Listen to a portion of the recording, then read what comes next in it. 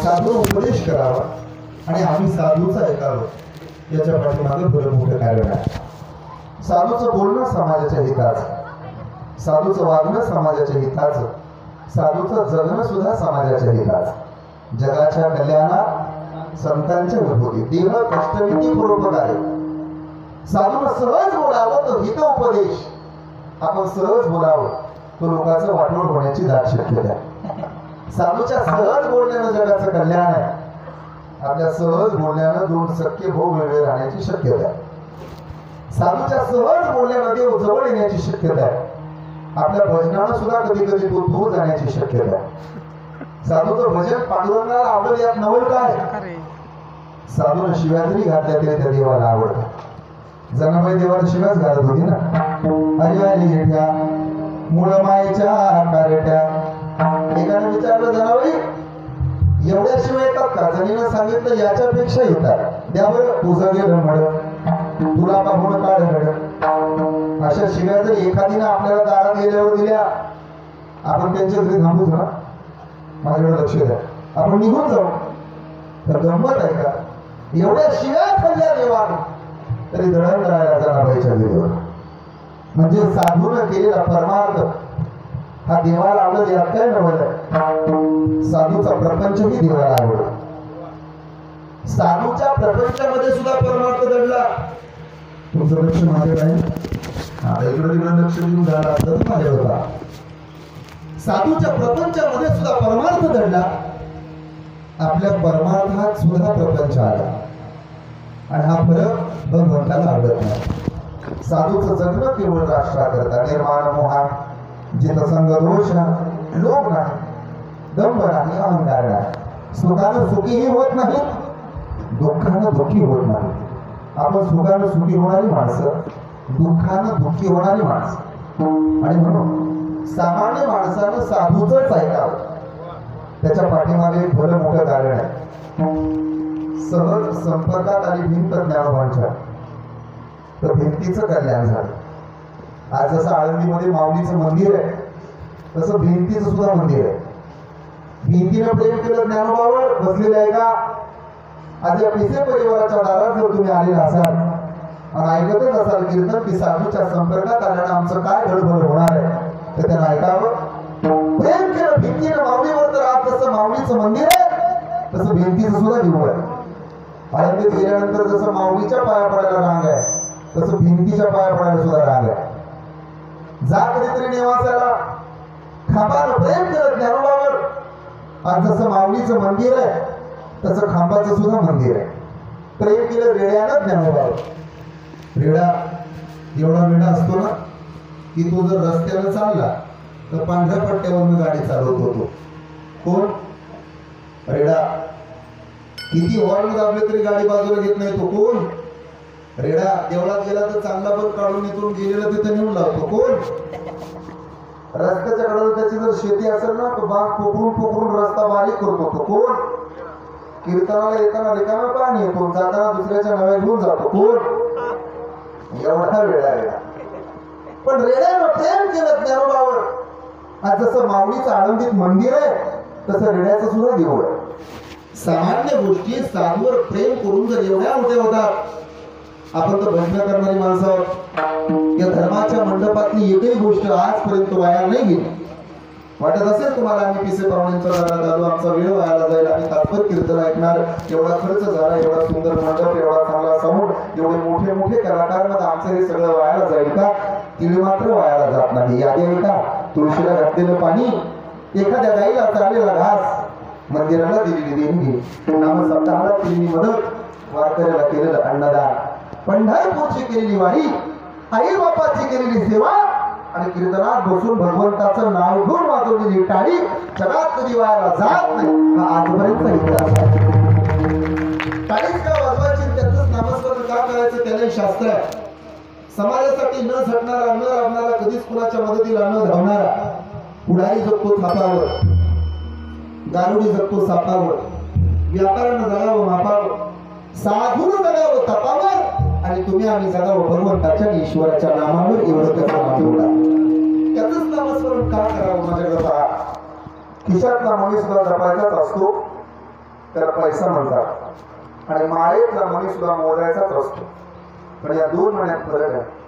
माळेतला मणी मोजताना आत ओढायचा आणि खिशातला मणी मोजताना बाहेर मोजायचं. पैसे कसे मोजतो आपण आत का बाहेर? माझ्याकडे पहा, पैसे कसे मोजतो?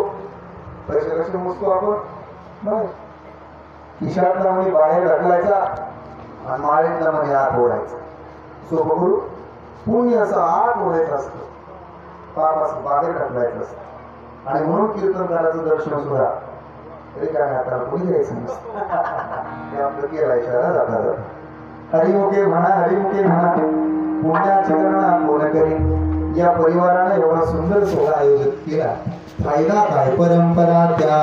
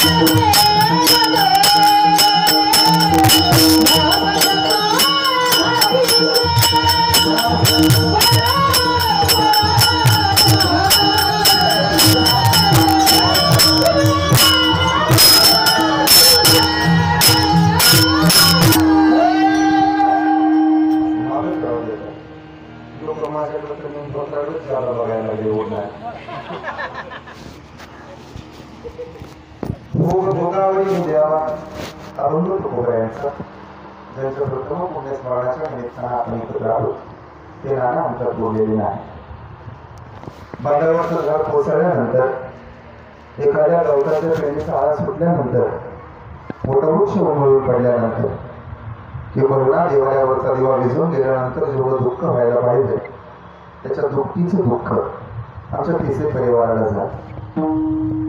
गेलेलं घर, गेलेली संपत्ती, गेलेला पैसा पुन्हा मिळेल, पण आमच्या बाळकृष्ण दादाला अथवा बाळासाहेबांना आणि प्रकाश भाऊंना त्यांचा भाऊ पुन्हा पाहायला मिळणार नाही. गेलेल्या भावाचा भाऊ रडत राहतो तर हाता आपटतो. दादा याच बाबूतला भाऊबळ निघून गेले. माणूस जिवंत आहे तोपर्यंत त्याचं असणं हे आमच्या लक्षात सहसा येत नाही. 365 दिवस झाले, असा एकही दिवस गेला नसेल की नानांच्या आठवणी या परिवाराला आली नसेल.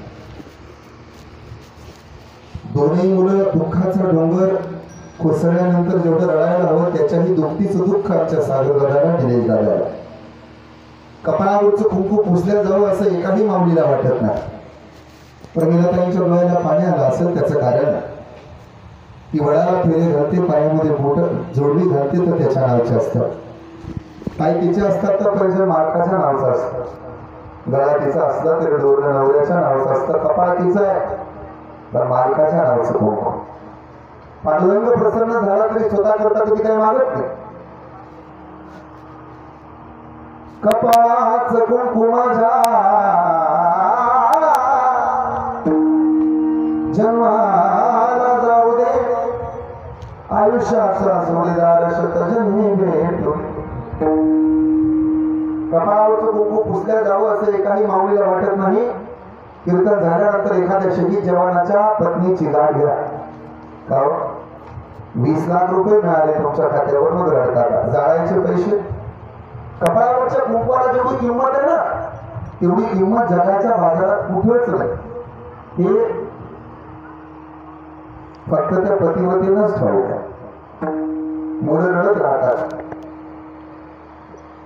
1000 माणसं भेटतील आमच्या सागरदादाला निलेश सरांना आणि सांगत राहतील रडू नका, आम्ही तुमच्या बापासारखे आहोत. बापासारखे आहोत असं म्हणणारे लाख मिळतील, पण बाप पुन्हा पाहायला मिळणार नाही. आले देवाजीच्या मना तेथे कोणाचे चाले. 365 दिवस पाहुणे रावळे गण भूत मित्र परिवार असं एकालाही वाटत नाही की नाना आमच्यात नाही. अजूनही वाटतं कुठेतरी शेतात असतील, घरात असतील. काय आईची प्रामाणिकपणाने सेवा करणारा परिवार आहे. दोनही मुलं पुण्याला चांगल्या ताकदीनं प्रवास करतात. अर्थात त्यांचा व्यवसाय चांगला आहे. आपल्या बापाची आपल्या आईची स्वप्न पूर्ण करण्याकरता अहोरात्र धडपडणारी ही दोन्ही लेकरं आणि या परिवारावरती प्रेम करणारे आपण सर्वजण. अजूनही वाटतं कुठेतरी घरात असतील, कुठेतरी दारात असतील, आजूबाजूला राहतील, पण नाही दिसत. डोंगराच्या पलीकडे बुडालेला सूर्य पुन्हा दिसत. बहीण माहेरा नाही, तिला भाऊ दिसणार नाही. भावाच्या पुढे माहेराला येते, नाना दिसणार नाही. मी मगाशी फेटा घालत होतो. आदरणीय प्राध्यापक गणेश सर मला सांगत होते, आमच्या सगळ्या कुटुंबावरती निस्वार्थपणानं प्रेम करणारा आवडले. अचानक गेले. पहाटे पहाटे व्यायामाला दररोजचा नित्यनेम, पण काळानं घाला घातला. परिवार हरला, काळ जिंकला.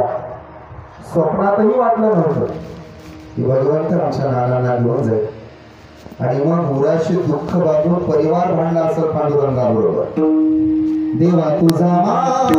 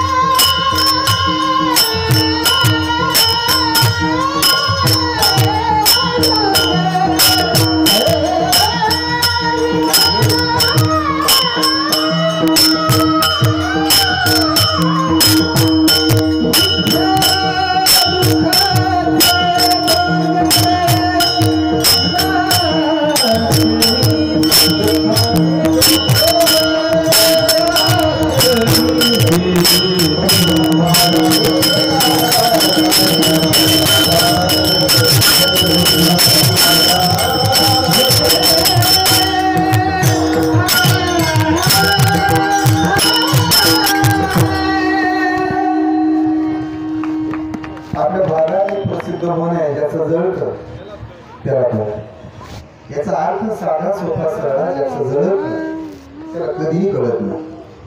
त्यामुळं नानांचं दुःख हे परिवाराला विचारा. आम्हाला ते दुःख शब्दात मांडता येईल पण आमच्या अंतःकरणाला ते स्पर्श करायचा नाही. पण परिवार अतिशय गोड आहे. सुश्रू मातृ पुण्येन पितृ पुण्येन चतुरता उदारो वश पुण्येन आत्मपुण्येन सर्वाभ्यता. एखादा मुलगा जर सुशील असेल, तो सद्विचारी असेल, चांगला संस्कारक्षम असेल तर त्याच्या पाठीमागे त्याची नाही, त्याच्या जन्मदात्या माऊलीची प्रथा. आईच्या पुण्याईनं मुलगा सुशील होतो. एखादा मुलगा जर वाटेच्या माया पडत असेल, कीर्तनाला जात असेल, गळ्यात टाळ घेत असेल, पावलं फिरत असेल, कीर्तनाला बसत असेल, मंदिरात जात असेल, वडील झाडांच्या पाया पडत असेल तर मातृदेवो भव, पितृदेवो भव, आचार्य देवो भव, अतिथी देवो भव हे ठाऊक असेल. आपल्या दारात आलेल्या अतिथीला देव म्हणायचं असतं, संतांना देव म्हणायचं असतं, साधू संतांच्या पायावरती नतमस्तक व्हायचं असतं. हे ज्याला कळतं की त्याची पुण्याई नाही, त्याच्या जन्मदात्या माऊलीची पुण्याई आहे. सुशिरो मातृ पुण्येन पितृ पुण्येन चतुरता. एखादा मुलगा जर चतुर असेल, तो हुशार असेल, त्याला बुद्धी असेल, तर त्याच्या जन्मदात्या आईची पुण्याई नाही, त्याच्या जन्मदात्या बापाची पुण्याई आहे. तुमचं लेकरू जर फार हुशार असेल, सुंदर असेल, ते ताकदीच असेल, त्याला कळत असेल राजकारण, त्याला कळत असेल समाजकारण, कुणाला कसं बोलायचं, कुठं बोलायचं, काय बोलायचं, त्याच्याकडे बुद्धी असेल. एखाद्या वेळेला तुमच्याकडे जर गायनाची कला चांगली असेल तर ती वडिलाची पुण्याई आहे. तुमचा आवाज गोड असेल, आईची पुण्याई. पण तुम्ही प्रयत्न करून एखादी गोष्ट मिळवत असाल तर ती पुण्याई बापाची आहे. आणि म्हणून आईच्या आणि बापाच्या पुण्याईनं मुलगा सुशील आणि चतुर जन्माला येतो. एखाद्या वेळेला मुलगा उदार होता, तो इतका उदार होतो, इतका उदार होतो की माऊलीच्या शब्दात माऊली म्हणते, एखादं झाड मोठं असावं पण त्याची सावली सुद्धा मोठी असावी. या जगात जर खरा देव पाहायचा असेल ना तर जे झाड मोठं आहे त्याची सावली विस्तृत असावी. आपल्या गावात सुद्धा अशी बरीच झाड आहेत. झाड मोठं आहे तर काही झाडाची सावली मोठी, काही झाडाची सावली लहान आहे. ते झाड झाड म्हटलं तरी झाड उलट गरीबाच्या घरी कधी जा, त्याचा दरवाजा मोकळाच असतो. मोठ्याच्या बंगल्यावर पाठी लावलेली असते कुत्र्यापासून. गरीबाच्या घरी कधी जा, चहाचा कप येतो तर कपही भरलेला, वर बशीही भरले, साडत साडत चहाचा कप पण बशी आपल्याकडे. तर मोठ्याच्या बंगल्याचा एवढा लांब कप असतो चहाचा, माझ्या हाताकडे बघून कृपया कपच आठवा. कपावर चढून टाचा उचलून वापरून बघावं लागतं, दिलं का फुकल्याच औषध आणलं म्हणून. हे श्रीमंताच्या घरी. जेथ संपत्ती आणि दया दोन्ही वसती एके ठाया, तेथ जाण धनंजय आणि बुद्धिमान. ज्याचा बंगला मोठा आहे त्याचं काही सुद्धा मोठा असावं. त्याचा आपल्याकडे म्हण आहे, बडा घर पोकळत असा महाराज आहे असल्यामुळे लिहून घेतले जरा बरं. आज म्हणतात ना, प्रत्येकाला पाहिजे ते इतकं सुंदर आहे. पाहायचं असेल त्यानं डोळ्यांना पहा, ऐकायचं असेल त्यानं कानानं मूळ ऐका. एखाद्याला वाटलं ओंकार महाराज माग आहेत, सुनील दादा आहेत, महाराज पलीकडे आहेत, सोबदार आहेत, हे सगळं टिकावं. एवढं सगळं आपल्या हृदया पराग कमलावरती साठवून ठेवावं. एवढं सगळं धर्माच्या मंडपात चाललंय, याची जाण असू द्या. एकटा बुवाटे महाराज भेटत, एकटे ओंकार महाराज जगता कुठे भेटतील, थोडं म्हणजे कीर्तनातच भेटणार. एकटे ऋषी महाराज भेटतील, एकटे सुनील बाबा भेटतील, पण हे सगळे एका स्टेजवरती भेटणार नाही, याची जाणीव असेल. सगळे एका स्टेजवर आणायला किती त्रास झालाय ते किसी परिवाराला विचार. सहज येत नाही. हे तुम्हाला वाटत असेल काय नाही, ही माणसं आली मग त्यांचा व्यवसाय आहे, हे किरकोळ माणसं नाही. ही सगळी माणसं ना महाराष्ट्रातल्या तरुण पोरांच्या आणि वारकऱ्यांच्या गळ्यातली ताईत. आमची उंची आम्ही सांगू नये पण आम्हाला अभिमान आहे. माझ्या पाठीमागे डाव्या हाताला उभा असणारे हरिभक्तपरायण ओंकार महाराज 5 जुलैला लंडनला निघाले गायन करण्यासाठी. हे माहीत असेल आपल्याला, एवढी मोठी ताकद आहे. आतापर्यंत माणसं दुबईला गेली, फक्त 3,000 किलोमीटर गेली, 90,000 किलोमीटर निघाले. त्यामुळं अतिशय गोड व्यक्तिमत्व आहे. अशी मोठी माणसं आपल्याला लाभली तेव्हा लक्ष देऊ नाही का? आपला मोठा एक काका आहे. आई वडिलांच्या पुण्याईनं मुलगा सुशील आणि उदार जन्माला येत असेल असं वाटत असेल तर ऐका, वंशाच्या पुण्याईने उदार. ज्याचा बंगला मोठा आहे त्याचं मन सुद्धा मोठं असावं, अंतःकरण निर्मळ असावं. जेव्हा तुमचं अंतःकरण निर्मळ होईल ना तेव्हा तुम्ही ईश्वराकडे जायची गरज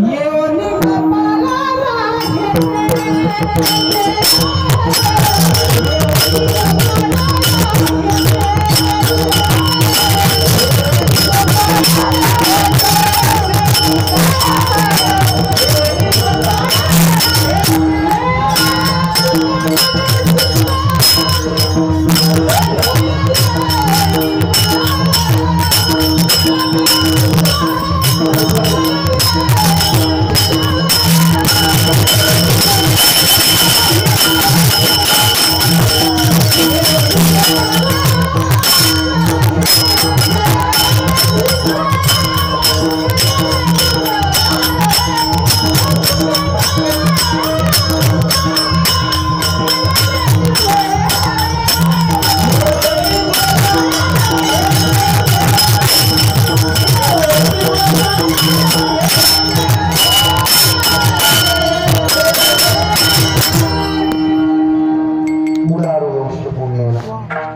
वंशाच्या पुण्याईनं मुलगा उधार काही मस्त उधार असतात काही मस्त उधार असतात प्रकार चौथा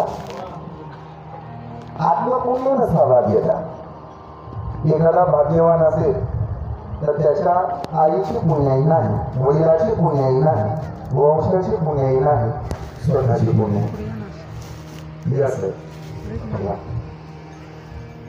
आई वडिलांच्या पुण्याईनं उदार आणि सुशील वंशाच्या पुण्याईनं मुलगा उदार ऐका चतुर स्वतःच्या पुण्याईनं भाग्यवान दोन प्रकारचे गट या जगात आहेत एक प्रारब्ध आणि दुसरा प्रयत्न काही माणसं प्रयत्नाला मानतात काही माणसं प्रारब्धाला मानतात जी माणसं प्रारब्धाला मानतात ती प्रयत्नाला मानतीलच असला आणि जी माणसं प्रयत्नाला मानतात ती प्रारब्धाला मानतील असला या दोन्ही फरक आहे पण प्रयत्न करून या जगात काय अशक्य आहे कसं अशक्य वाळूच्या गणिता ते गणित प्रयत्न केल्यानंतर काय अशक्य आहे सगळं शक्य माझ्या दादा एखादं पडलेलं मंदिर असेल शिस्तवरती भिंत असेल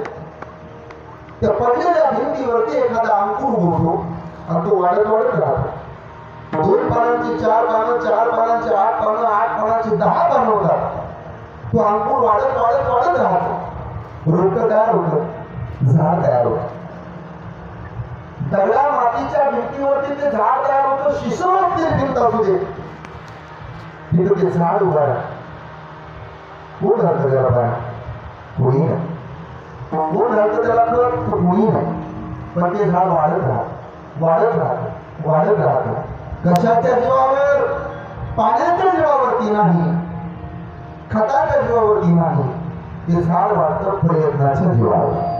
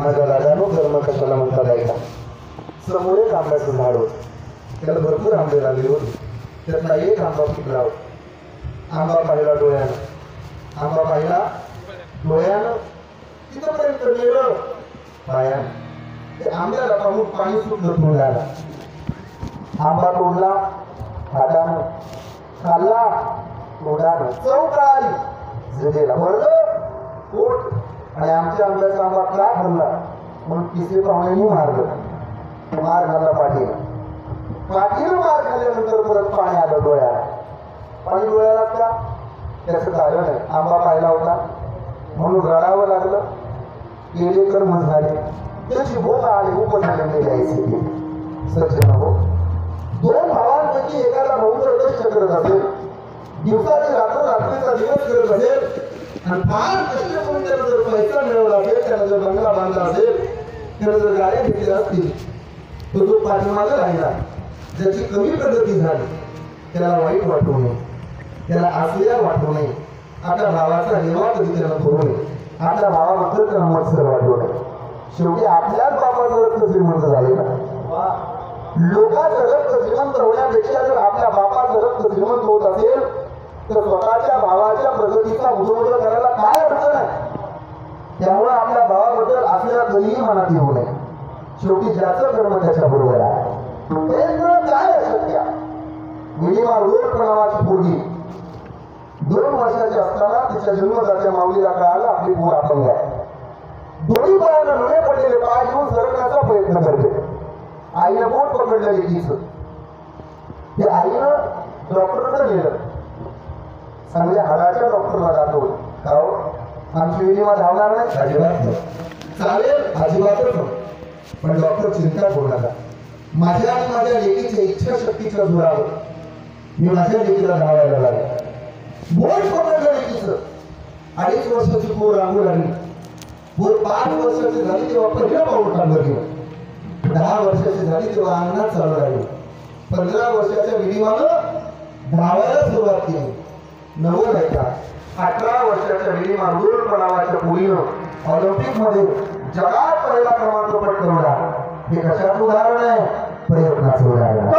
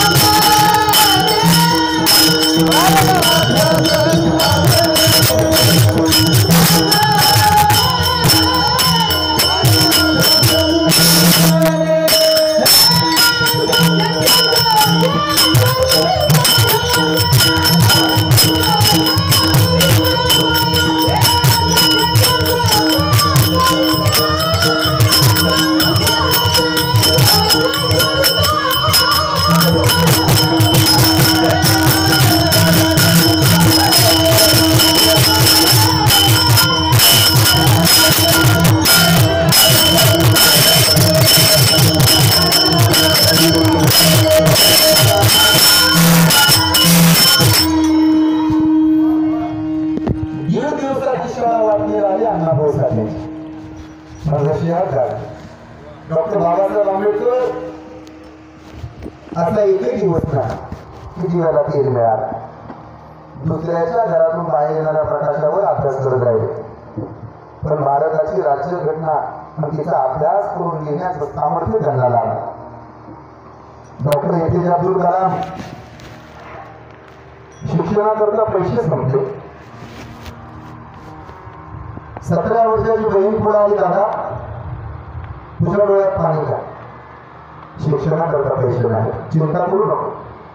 गळ्यातला दागिना काढला आणि भावाच्या हातावरती घेतला. शिकणं बंद करू नको. डॉक्टर APJ अब्दुल कलामांच्या डोळ्याला पाणी आलं नाही. बहीण असावी तर तुझ्यासाठी असावी नाही. एका ताईच्या पोटातनं जन्माला आलेली 2 लेकरं काय कर स्वतःचा दागिना माझ्याकरता दिलास. माझं थांबलेलं शिक्षण पूर्ण करण्यासाठी दिला ना. पण ताई शब्द देतो तुला, ज्या दिवशी मी नोकरीला लागेल, ज्या दिवशी मी मोठा होईल, त्या दिवशी हा तुझा दागिना तुला वापस करेल. ते वाक्य ऐकून बहिणीच्या डोळ्यात पाणी आलं. दादा माझ्या घरातला दागिना तुम्हाला परत वापस द्यावा म्हणून तुला नाही दिला. हा घरातला दागिना तू मोठा होऊन मला परत वापस द्यावा याच्याकरता या बहिणीनं तुझ्या हातावरती दागिना नाही ठेवला. मग माझा भाऊ पुढे जाऊन भारत मातेच्या गळ्यातला गोड दागिना व्हावा याकरता हा दागिना तुझ्या भारताचे राष्ट्रपती झाले. कोण म्हणतं प्रयत्नाला कुठली गोष्ट अशक्य आहे? छत्रपती शिवाजी महाराज हे कोणाच्या जातीचं दैवत. छत्रपती शिवाजी महाराज कोणाच्या धर्माचं दैवत नाही. अखंड महाराष्ट्राचं दैवत आहे. जाती आम्ही काढल्या, महापुरुष आम्ही वाटून घेतले, रंग आम्ही वाटले, झेंडे आम्ही वाटून घेतले. मराठ्यांनी बांधून ठेवले छत्रपती शिवरायांना, दलितांनी अडकवून ठेवले रमाईच्या फुलायांना. अण्णाभाऊसाठी आमची मातृ जातात आणि पुण्यश्लोक अहिल्याबाई होळकर म्हणजे काय फक्त धनगरांची राणी. महात्मा ज्योतिबा फुलेंना न्यायला गोळा होता त्या दिवशी हजारो नाही. आणि म्हणून तर दर दिवशी होते महापुरुषांच्या विचाराची होती. माझ्या दादांनो जाती वाटल्या, धर्म वाटले, झेंडे वाटले, पण लक्षात राहू द्या महापुरुष कधी वाटू नका. लोक म्हणतात आम्ही या जातीचे, आम्ही त्या जातीचे. आम्हाला महाराष्ट्रभर लोक कीर्तनावर बोलवतात. मी कोणत्या जातीचा आहे म्हणून समाज माझ्यावरती प्रेम नाही करत. मी वारकरी संप्रदायाच्या मातीचा आहे म्हणून लोक आमच्यावरती प्रेम करतात. त्या जाती बाकी इतक्या वाटल्या ना त्या कीर्तनात आल्या, त्या जाती गावात आल्या, त्या जाती चौकात आल्या.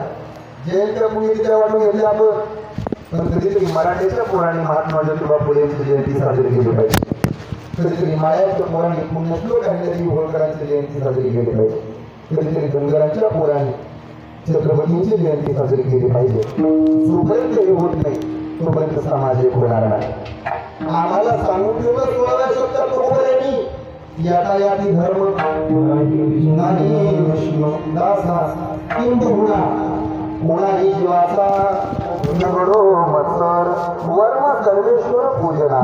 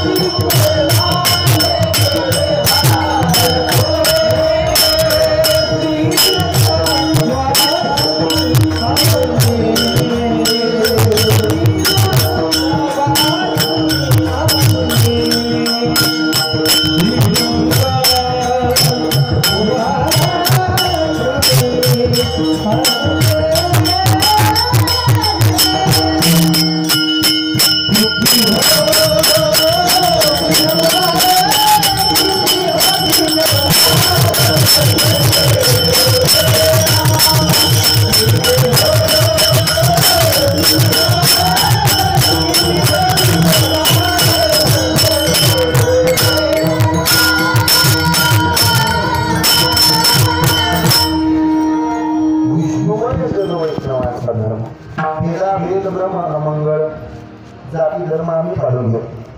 आम्ही आपल्या जाती महापुरुषांना जात नाही. प्रयत्नाला काय असतो?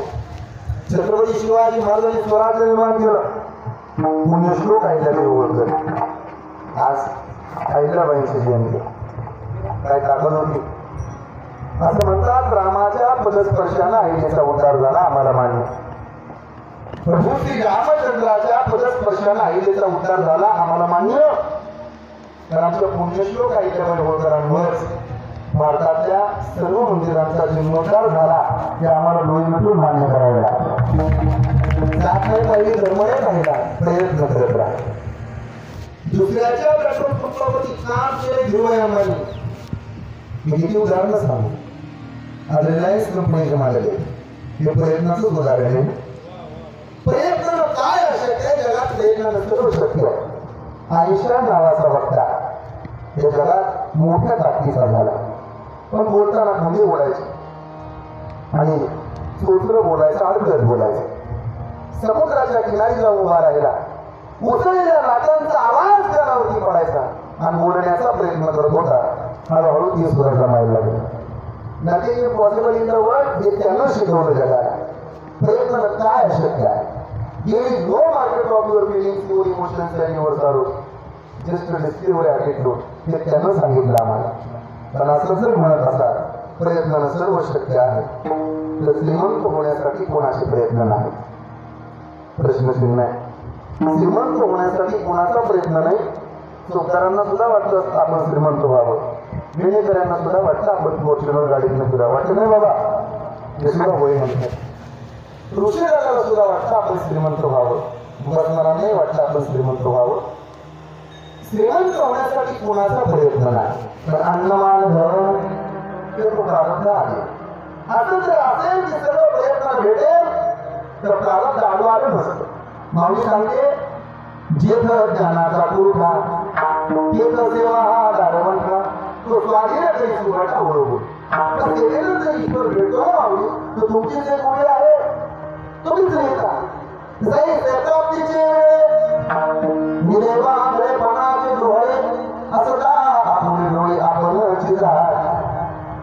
रस्त्यात असेल पण नशिबात असेल असं नाही. एका माणसाची दया आली देवाला. 10 लाखाची बंडल घेतली 500 रुपयाची. म्हणजे 10 लाख रुपये 20 बंडल वाटेवर टाकले. घरी होता बिचारा तासपडत त्या वाटेवर आला आणि जिथं नोटा होत्या तिथून कापडावरच अंतर ओढलं आणि तिथं आल्यानंतर त्याला दुर्बुद्धी सुचली. आजही माणसं कशी चालत असतील बरं, असलेले डोळे लावून घेतलेल्या असे डोळे झाले आणि ते कळत चालू लागले. थोडं चालू गेल्यानंतर नोटाला दिसलं, मग ते डोळे उडायचे. तो काय म्हणला माहिती आहे सर, बहुतेक आजच्या माणसाला असंच छेपाळायचं असतं. बंडल नोटाचे होते पण ते काढून गेला. या दोष त्याचा नाही. जैसे प्राप्तीचे वेळे मी दैवा आंधळेपणाची डोळे सगळ्यांचं प्रयत्न होत असतं तर प्रारब्ध करायला आला असतं. नामदेव महाराजांचे प्रयत्न काही तुम्ही होते का? पण प्रारब्ध आहे. नामदेव महाराज धर्मपत्नी राजाई दोघांचा संसार सोन्याचा मदत करत संसार सोन्याचा होत होता. गरीबी आहे, खायला अन्न नाही, चिमणीचं पोट भरेल एवढं धान्य घरात नाही. राजाची मैत्रीण गावात राहत होती, तिचं नाव होतं ती परिसा भागवताचे जन्मभूमी. त्या बायको परिसा भागवताच्या घरी गेली आणि राजाने आपली घरी सांगायला सुरुवात केली. परिसा भागवताच्या बायकोला दया आहे, वयस जास्त काय आमच्या घरात नाही पण एक परिसाचा तुकडा आहे, देऊ का तुम्हाला? त्याला काय होईल, हा परिस घेऊन जा आणि जेवढं काही लोखंडात नाही तेवढंच पूर्ण करा. हातावरती परिस घेतला तो हातावर 15च्या गाठीत बांधला, घरी आले आणि जेवढं काय लोखंडाचं होतं तेवढं सगळं सोन्याचं केलं, अख्खा वाडा सोन्याचा केला. द्यायला निघाली परिस, तेवढंच नामदेव महाराज घरी आले. राजाई हे आपलंच घर आहे ना, आपलंच घर आहे मला.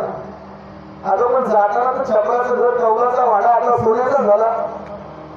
तर माझ्या मैत्रिणीनं मला परिस दिलाय हो आणि तिनं सांगितलं संध्याकाळ व्हायच्या आत माघारी आणून द्या. मग काय केलं, एका सगळं सोन्याचं करून घेतलं. एका परिस मला आवडणार असं कोणी दिलेली भीक परिस घेतला, चंद्रभागेतच नेऊन टाकला, बुडा टाकला. लोकांचं मांडा संध्याकाळी घरी आलं. राजाई 2 तासात वापस आणून देते म्हणून परिस आणला. कुठे परिस? तिनं सांगितलं काय सांगू बाई, आमच्या नवऱ्यानं तो परिस घेतला पाण्यात टाकून दिला. मग आता काय करता, नाईला जाय समजून घ्या, समजून चालणार नाही, परिस द्या. गाड्या नवऱ्याजवळ गेले. नामदेव महाराज म्हणजे चंद्रभागेत टाकला, ते काय सांगत नाही. पहिला परिस द्या. चंद्रभागेच्या किनारी गेले 10-5 जण, कमरेच्या पाण्यात उतरले नामदेव महाराज. भुईली मुजरीमध्ये बसतील दररोज राजावली हात मारले. राजाई त्यांना म्हणावं तुमचा कोणता परिस आहे यातनं ओळखायला एकच घेऊन जा. सगळेच परिस होते माणूस, एक दगड घेतला लोखंडाला लावला, सगळेच परिस होते. एक परिस दिला, बाकी सगळे पुढे टाकून गेले. माझा दृष्टांत संपला. परिसाच्या स्पर्शानं लोखंडाचं सोनं होईल यातल्या नवल आहे. पैसाच्या स्पर्शानं लोखंडाचं सोनं होईल यातल्या नवल आहे. साधूच्या स्पर्शानं दगडाचा सुद्धा पैस होतो, एवढं सामर्थ्य साधूच्या हातात. ही ताकद प्रारब्धाचे. मग ईश्वर बाबा असे प्रयत्न कुणाचे नव्हते सगळ्याचे. जर मिळाला असे तरी प्रयत्न कुणाचे नाही सगळ्याचे. पण ज्याच्या गळ्यात हजारोनं माळा होत्या त्या मंबाजी बुवाच्या दारात कधीही देऊ नाही आला. पण ज्याच्या घरात बसायला फाटलं फुटलं नव्हतं तर तो बऱ्यांच्या घरी देव जेवण करण्याकरता आला. पाहुणे घरात आधी आले